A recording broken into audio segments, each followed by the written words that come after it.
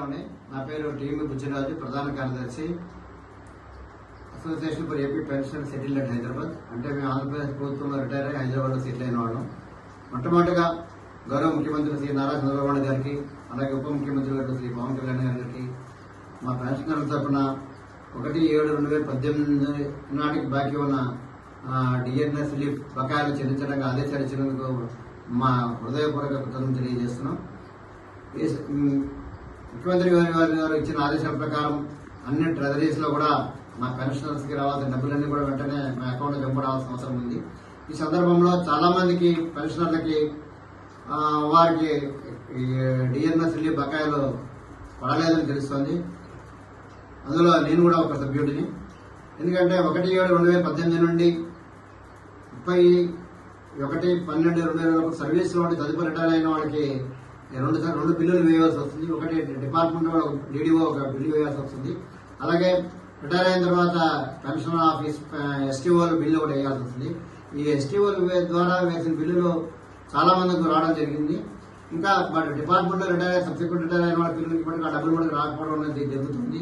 కాబట్టి ముఖ్యమంత్రి గారిని మేము కోరేది అంటే ఆర్థిక శాఖ వారికి స్పష్టమైన ఉత్తర్వులు ఇచ్చి అందరి పెన్షనర్లకు వారికి 1/7/2018 నుంచి 31/12/2020 దాకా రావాల్సిన బకాయిలను చెల్లింపునకు ఆదేశాలు ఇవ్వాల్సిన కోరుచున్నాము. ఈ సందర్భంలో ఆర్థిక శాఖ వారిని, అలాగే ఖజానా సంచాలకుల వారిని కూడా వారి యొక్క సహకారాన్ని అందించవలసిందిగా కోరుతూ ధన్యవాదాలు తెలియజేస్తున్నాను.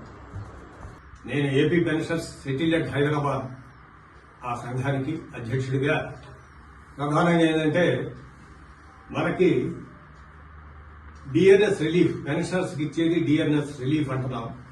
ఇది ప్రతి సంవత్సరంలో కూడా 2 దఫాలుగా ఇవ్వటం చేస్తారు.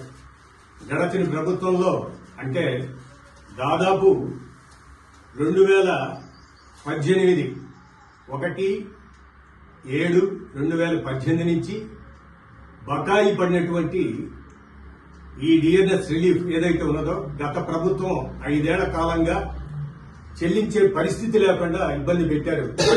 ఈనాడు మనందరికి కూడా ఆ 1/7/2018 ఆనాటి నుంచి ఈ డిఎన్ఎస్ రిలీఫ్ ఇవ్వటం అనేది చాలా సంతోషం.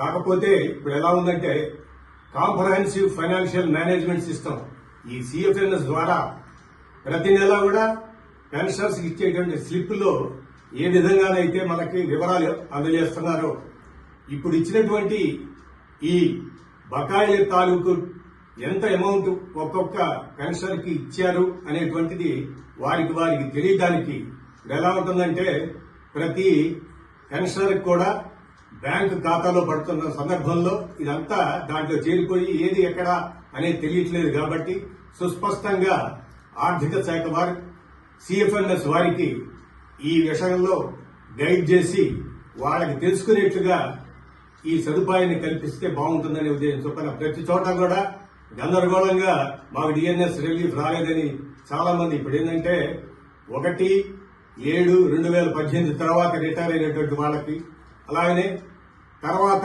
కోవిడ్ ముందు రిటైర్ అయినటువంటి వాళ్ళకి, కోవిడ్ ముందు రిటైర్ అయినటువంటి వాళ్ళకి కూడా కొంతకాలం పాటు వాళ్ళకి డిఎన్ఎస్ రిలీఫ్ అనేది కేంద్ర ప్రభుత్వ ఆదేశాల మేర ఆపివేయటం కూడా జరిగింది. కాబట్టి ఏది ఏమైనప్పటికీ కూడా సరైనటువంటి కాలంలో మాకు 1/7/2018 నుంచి అనుకున్న ప్రకారం 30 నెలలకు సంబంధించినటువంటి ఆ బకాయి పడినటువంటి డిఎన్ఎస్ రిలీఫ్ ని విడుదల చేయడం అనేది సంతోషించాల్సిన విషయమే. ఏదేమైనా కూడా క్లియర్ కట్ గా ఉండేట్టుగా అర్థమయ్యే విధంగా ఆ సిఎఫ్ఎన్ఎస్ పద్ధతిలో ప్రతి పెన్షనర్ కూడా ఏవైతే ఎంత అమౌంట్ వచ్చిందో సుస్పష్టంగా అర్థమయ్యే రీతిలో వాళ్ళకి ఆ ఇన్ఫర్మేషన్ ఇస్తే బాగుంటుందని మన సంఘం ద్వారా మేము రిక్వెస్ట్ చేస్తున్నాం.